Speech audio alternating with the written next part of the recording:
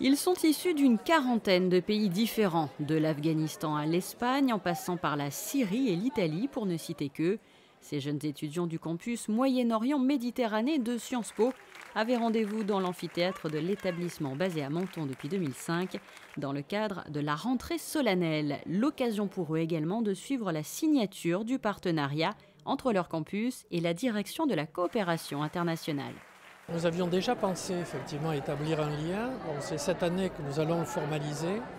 Je crois que c'est important puisque le campus est orienté vers les États du Moyen-Orient et que nous avons des partenariats avec le Liban, avec le Maroc, la Tunisie, que les étudiants soient sensibilisés à l'aide publique au développement. En fait, c'est un peu le travail quotidien de la direction de la coopération. Et donc associer à ces élèves à certains projets, à certaines études qui sont entreprises par la direction de la coopération, nous a semblé une bonne chose.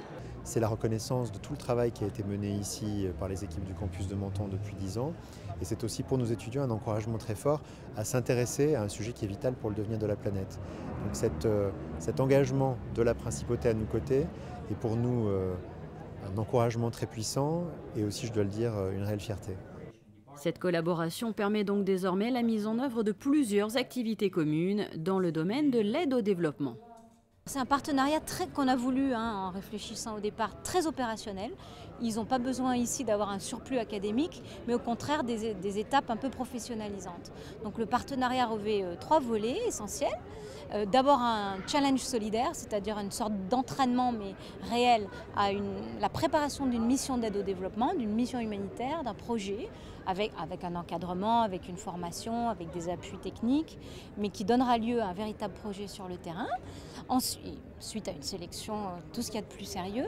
Ensuite, un festival de cinéma solidaire autour des objectifs millénaires du développement, où les étudiants de première année seront le jury. Et enfin, un 3e volet un peu plus académique, une semaine qui est appelée ici l'école d'hiver, d'enseignement théorique et pratique par des professionnels de l'aide au développement, de tous horizons, mais de haut niveau, pour ouvrir un peu les horizons des étudiants dans ce domaine. Un mot sur le concours Challenge Solidaire, puisque je crois qu'il y a beaucoup d'étudiants qui se sont d'ores et déjà inscrits. Est-ce que vous voyez là une belle illustration, un bel exemple de son futur succès ? Ah oui, c'est un succès alors que Bénédicte Schutz était encore en train de présenter le projet dans l'amphithéâtre, que les groupes étaient déjà en train de se constituer et nous avons 7 groupes de 7 personnes prévues au maximum et on en a d'ores et déjà probablement le double d'inscrits, donc il va falloir, plus tôt qu'on ne le pensait, opérer d'ores et déjà une présélection, mais c'est évidemment le signe non seulement de la vitalité de ce partenariat, mais également du choix idéal de la problématique qui en tout cas plaît beaucoup aux étudiants. Et ce partenariat comprend également l'allocation d'une bourse universitaire pour la période 2014-2016. Elle a été attribuée à un jeune Marocain de Rabat précisément, le Maroc, un pays où la DCI est très active. Je devrais remercier la principauté de Monaco pour cette bourse parce que cela me permet, j'allais me serrer vraiment la ceinture, moi et mes parents, mais quand j'ai eu l'honneur d'avoir cette bourse, après avoir passé un entretien avec Madame Schultz d'ailleurs, eh bien ça a été une bouffée d'air.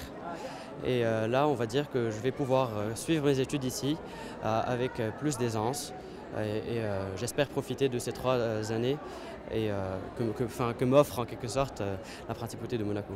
Ce 1er septembre aura ainsi été marqué par l'officialisation de ce partenariat.